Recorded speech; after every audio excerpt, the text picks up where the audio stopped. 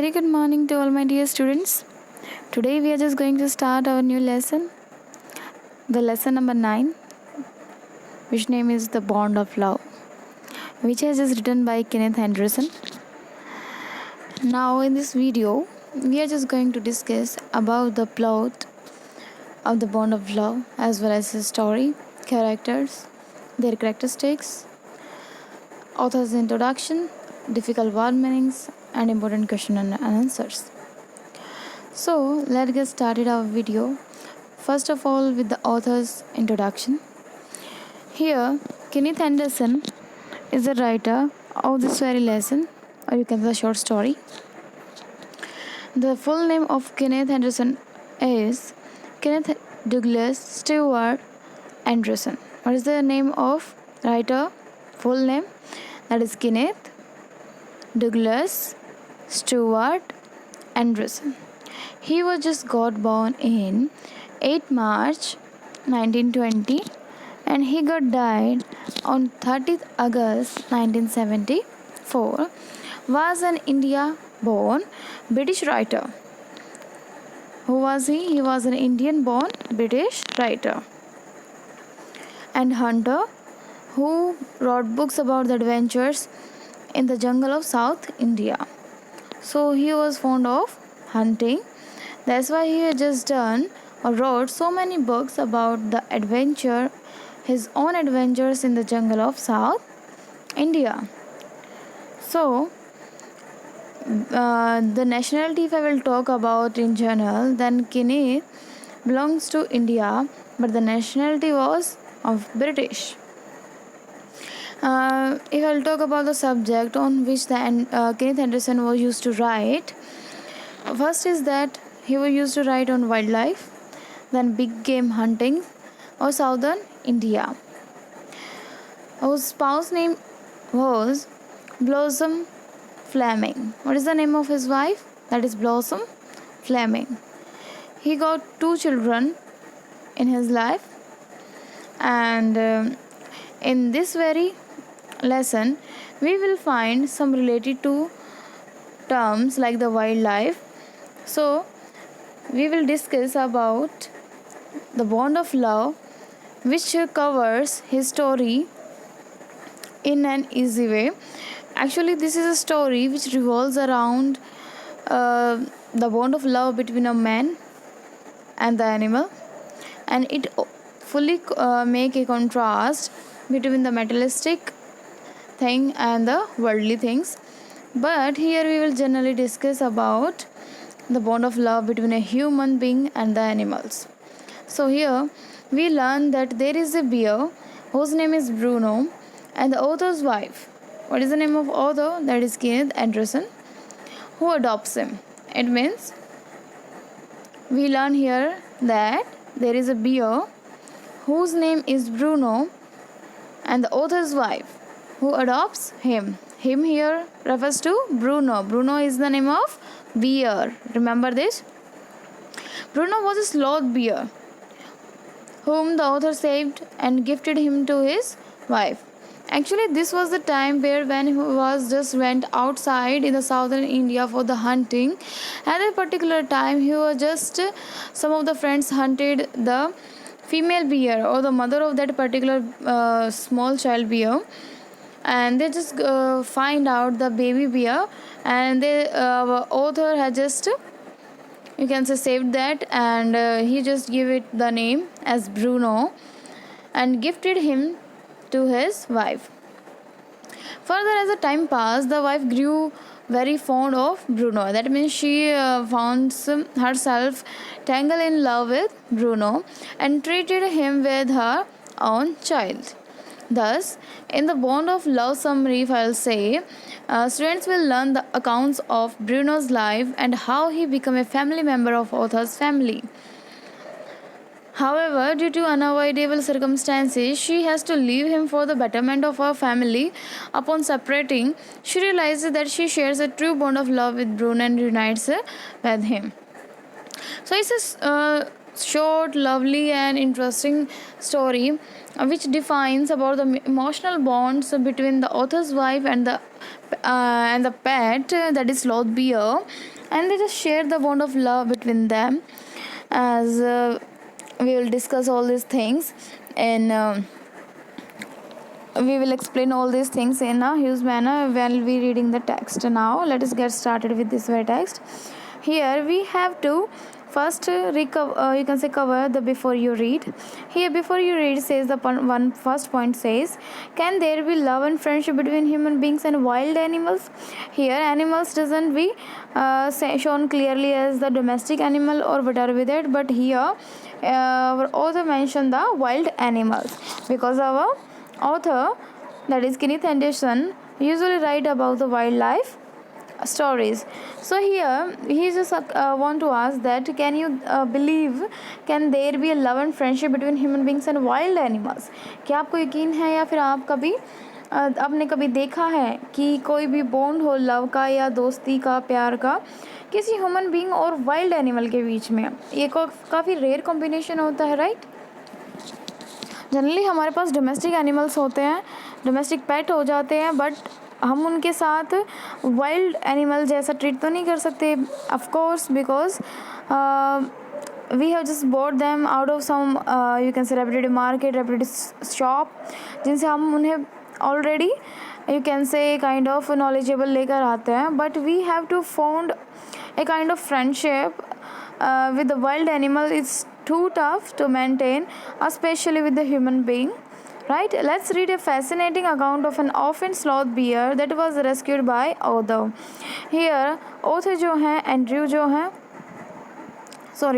That is किनीथ जो हैं, वो एक ऑर्फन यानी अनाथ स्लॉथ बियर को, एक मोटे ताज़े भालू को कहाँ लेकर आते हैं? अपने घर लेकर आते हैं, उसको रेस्क्यू करके. रेस्क्यू मीन्स बचाव करना, बचा के लाना. सो देखते हैं अब हमारे जो ऑथर है वो किस तरीके से हमारे स्लॉथ बियर को बचाते हैं. Now second point says sloth bears inhabit forest areas. We all know कि स्लॉथ बियर कहाँ रहते हैं? फॉरेस्टेड एरियाज़ में, including the tropical rain forest of India. Tropical rain forest of India में ही ज़्यादातर स्लॉथ बियर आपको मिलेंगे. And grasslands at lower elevation, या फिर आपको ग्रास लैंड्स में मिलेंगे बहुत ही लोअर एलिवेशन पे, right? Sloth bear have very shaggy hairs and long muscles. इनके काफ़ी घने बाल होते हैं और इनकी लॉन्ग मसल्स होती हैं. So here using their claws to dig, वो यूजुअली अपने पंजों से क्या करते हैं? मिट्टी को खोदते हैं. खोदने के लिए, कभी भी कोई भी चीज़ खोदने के लिए है तो वो अपने पंजों का इस्तेमाल करते हैं. क्लोज मीन्स पंजे. They can then use their lips to form a tube. वो अपने लिप्स को एक ट्यूब की तरह यूज़ करते हैं, which can go deep into the ground and into hard to reach area like dead trees for their food. अब वो क्या करते हैं?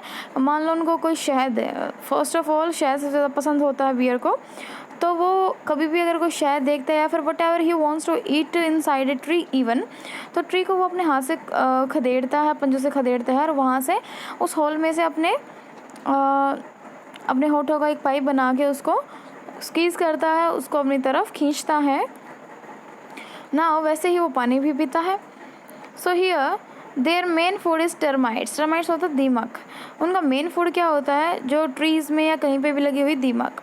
यू कैन हियर दैम सक up their food from several feet away. वो दीमकों को या फिर अपने फूड को कई मील या फिर कई फीट अवे से, यानी कई फीट दूर से सूंघ सकते हैं. सो वो उसकी तरफ ज़्यादा यू कैन से अट्रैक्ट है, और जो टर्माइट्स हैं वो उनकी फेवरेट फूड है. Now let's get started with the first paragraph. Here says, I will begin with Bruno, my wife's pet sloth bear. I got him for her by accident. मैं इस lesson को, इस story को शुरू करूँगा Bruno के साथ. ब्रूनो कौन है यहाँ? बियर, स्लॉथ बियर, जो किसका पेट है? उसकी वाइफ का. उसकी वाइफ ने वो पेट कहाँ से लिया? We will know this.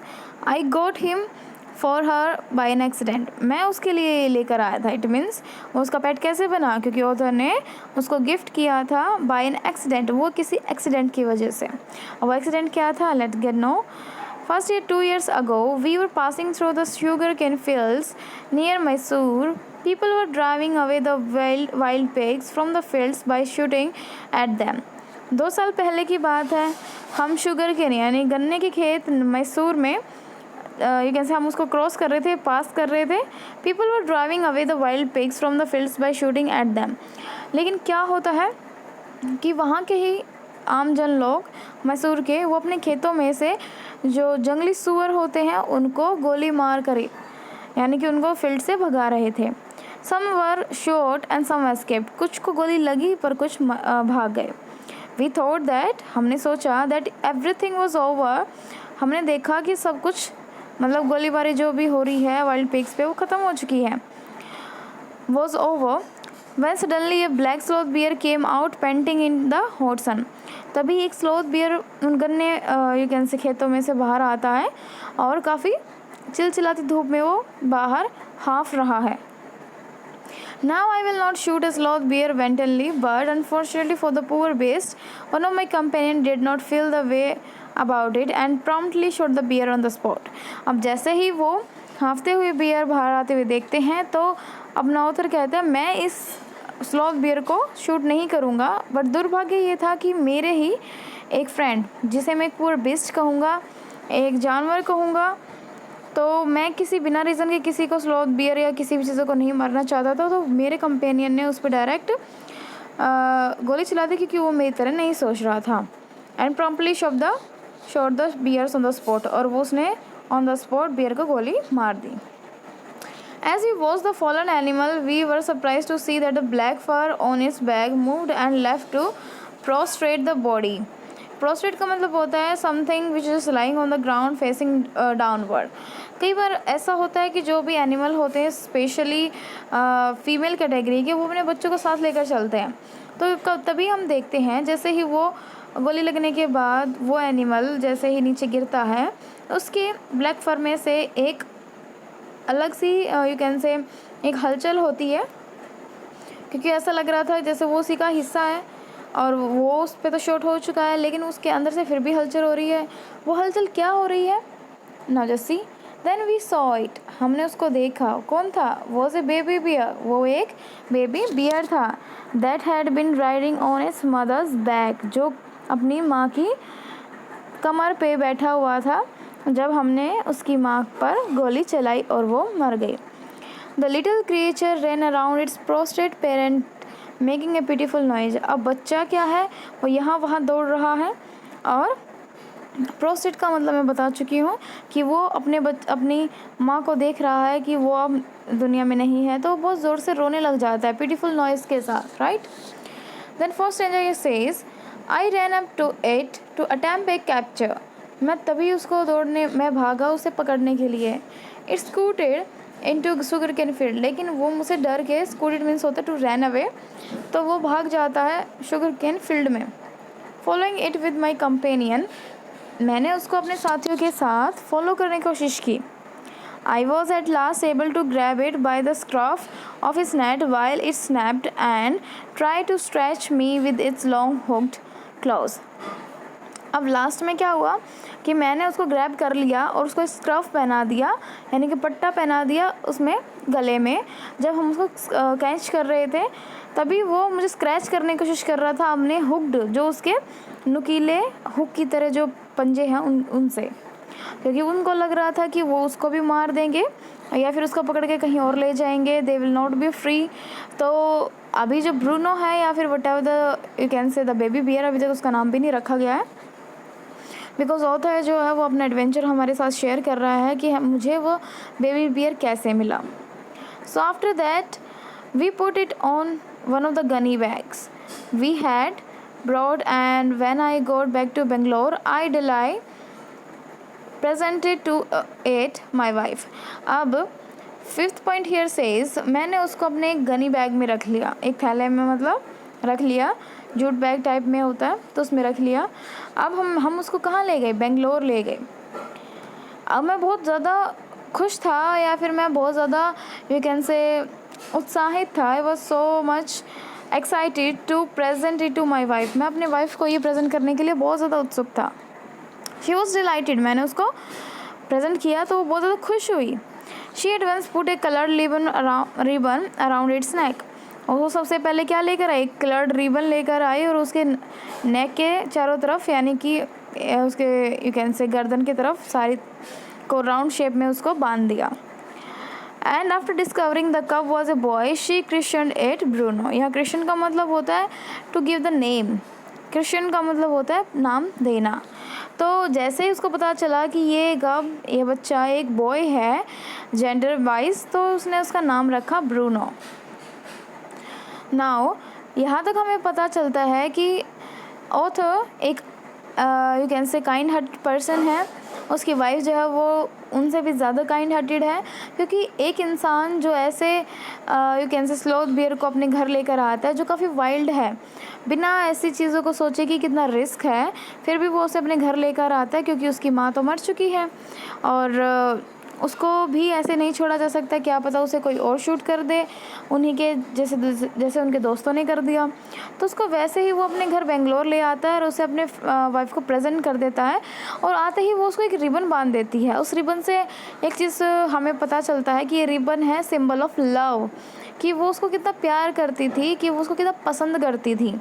It means जैसे लड़कियों को होता है कि कुछ भी सबसे पहली चीज़ आती है तो उसमें अपने तरीके का कोई ना कोई एक ऐसे प्रेजेंटेशन डाल देती है कि हाँ वो ऐसा लगना चाहिए। तो ब्लैक कलर का था, वो उसका रिबन बांध देती है, कलर्ड रिबन, तो बहुत सुंदर लग रहा होता है, right. In contrast of black everything every other colour is seems to be very nice. So here जो बॉय है, कब है, उसका नाम भी रख दिया जाता है। क्या नाम रख दिया जाता है? ब्रूनो। सो यहाँ तक हमें पता चलता है कि उन्होंने अपनी वाइफ को, ब्रूनो को गिफ्ट कैसे करना पड़ा या किया, वो सर्कमस्टेंसेस क्या बने। We have come to know all this things till paragraph 5। So ये 6 पैराग्राफ सेज, अब वो ब्रूनो की लाइफ जो उनके घर है वो हमें डिस्कस करने वाले हैं। Let's get started. Bruno soon took to drink milk from a bottle. अब जल्दी से ब्रूनो ने बॉटल से दूध पीना शुरू कर दिया था, वो सीख चुका था, क्योंकि कप्स जो है generally they were just taking their milk from the breast of their mother. So हमने भी उसको बोतल से जो दूध है वो पिलाना सिखा दिया था। It was but a step further and with in a few days he started eating and drinking everything else. शुरू में से वो दूध ही पीता था, लेकिन कुछ दिनों के बाद अ स्टेप फर्दर हमने 1-2 कदम आगे और बढ़ाया इसके खाने पीने की चीज़ों को लेकर, और कुछ दिनों में ये हर एक चीज़ जो भी इसको मिलती वो खाने और पीने लग जाता। And everything is the right word. मैंने कहा कि एवरीथिंग, मैंने यहाँ वर्ड जो यूज़ किया है एवरीथिंग, ये बिल्कुल सही यूज़ किया है। आप सोच रहे होंगे एवरीथिंग का मतलब क्या, लकड़ी भी खा जाता है क्या, तेल भी पी जाता है, या फिर मिट्टी भी खा जाता, वट एवर भी ही वॉन्ट। यस, जो भी उसको लगता ना कि हाँ मुझे खाना चाहिए वो खा जाता था। For he ate porridge made from any ingredient. वो दलिया, पोरिज क्या होता है? दलिया।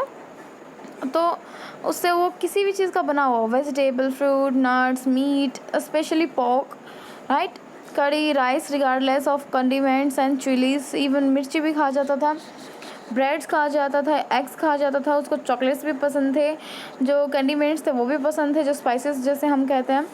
एक्चुअली उसे पसंद तो you can say, we can not say, but यहाँ एक्चुअली उसे पता ही नहीं था कि ये चीज़ें क्या हैं। सो जो भी उसके मन में आता उसको ही खा जाता था। स्वीट्स खा जाता था, पुडिंग खा जाता था, आइसक्रीम्स एट्सेट्रा एट्सेट्रा एट्सेट्रा। सो यह एट्सेट्रा एट्सेट्रा एट्सेट्रा 3 बार लिखा गया है। दैट मीन्स यहाँ हमें ऑथर बताना चाहता है कि उनका बेबी बियर अब हर एक चीज़ खाने लगा था, चाहे उसमें कोई वेजिटेबल हो, कोई फ्रूट हो, कोई नट हो, कोई मीट हो, करी हो, राइस हो, कोई कंडीमेंट्स हैं, चिलीज़ हो, या फिर ब्रेड हो, एग्स हो, चॉकलेट्स हो, स्वीट्स हो, पुडिंग हो, आइसक्रीम हो, एट्सेट्रा एट्सेट्रा, बहुत सारी चीज़ें, राइट। सो एज ड्रिंक के तौर पर वो milk, T, coffee, lime juice, aerated water and buttermilk, beer, alcoholic liquor and in fact anything liquid। अब यहाँ पे भी anything यूज़ कर दिया, जो भी उसको लिक्विड में मिलता वो उसको पी लेता, चाहे वो उसको बियर ही क्यों नहीं मिलती वो उसको भी पी लेता। It all went down with relish। ये बड़े आराम से उसके साथ हो रहा था, यानी कि वो बड़े आराम से चीज़ों को खा पी रहा था। Now the 7th paragraph says the beer become very attached to our Alsatians dogs। Alsatians is एक प्रजाति होती है डॉगो, मतलब यू कैन से कुत्तों की। सो यहाँ पर बियर जो था हमारा वो काफ़ी अटैच हो गया था हमारे 2 Alsatians डॉग्स के साथ and to all the childrens of the tenants. जो हमारे यहाँ किराएदार थे उनके बच्चों के साथ भी वो काफ़ी घुल मिल गया था, लिविंग इन आवर बंगलो, जो हमारे बंगलों में रहते थे। एडविन अब बियर जो है वो पूरी तरीके से ह्यूमन बॉन्ड में आ चुका है। उसको बिल्कुल यकीन हो चुका है that this human being will not harm you, they will love you more than any one.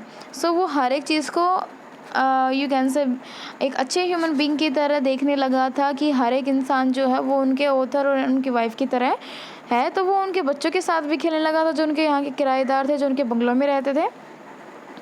He was left quite free in his younger days. वो काफ़ी ना मतलब यू कैन से हम उसको किसी भी तरीके से इनकेज नहीं रखते थे।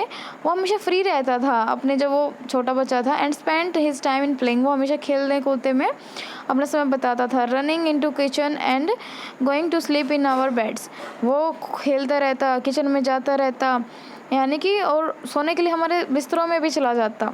इट मीन्स इससे पता चलता है कि ऑथर उसकी वाइफ जो है वो वाइल्ड एनिमल से भी वो इतना ज़्यादा प्यार करते हैं जैसे वो अपने बच्चे से करते हैं। सो यहाँ तक हमें पता चलता है कि यहाँ एक वाइल्ड एनिमल और ह्यूमन बींग्स के अंदर एक अच्छा बॉन्ड स्थापित हो चुका है, जहाँ जो वाइल्ड बियर है वो भी चीज़ों को सीख रहा है, चीज़ों खाने पीने की जो आदतें हैं उनमें वो सुधार कर रहा है, बट जो भी उसको मिलता है he can eat that up. So ये सब चीज़ें हैं कि वो अभी तक उनके साथ काफ़ी फैमिलियर हो चुका है, उनके साथ खेलता है, कूदता है, भागता है, दौड़ता है, किचन में खाना भी इवन खा लेता है, और उनके स्लीप्स यानी कि सोने के लिए उनके बेड में भी चला जाता है। Eighth paragraph says one day an accident befall him. But एक दिन क्या होता है, उसके साथ एक एक्सीडेंट हो जाता है, एक दुर्घटना घट जाती है। I put down poison, that is barium carbonate. Remember the name of poison. What is the name of poison? Is barium carbonate, to kill the rats and mice that had gone into my library. एक दिन मैंने poison रखा था, यानी कि you can से जहर रखा था, जिसे हम बैरियम कार्बोनेट कहते हैं साइंस की भाषा में। किसको मारने के लिए? रैट्स को और माइस को, यानी कि चूहा और चूहियों को मारने के लिए उन्होंने रखा हुआ था। क्यों? क्योंकि उसकी लाइब्रेरी में वो बहुत ज़्यादा हुड़दंग मचा रहे थे और बहुत सारी चीज़ों को कुतर गए थे और बहुत सारी चीज़ों को डैमेज कर दिया था। Right. So here Bruno entered the library as he often did. अब ब्रूनो हमेशा हर जगह खोलता कूदता फुआनता रहता था, वैसे ही उसी तरीके से वो लाइब्रेरी में भी गया, और उस दिन भी वो वैसे ही आम तौर पर जैसे लाइब्रेरी में खेलने कूदते हुए चला जाता, वैसे ही वो उस दिन भी चला गया। And he ate some of the poison, उसने वो पॉइजन खा लिया।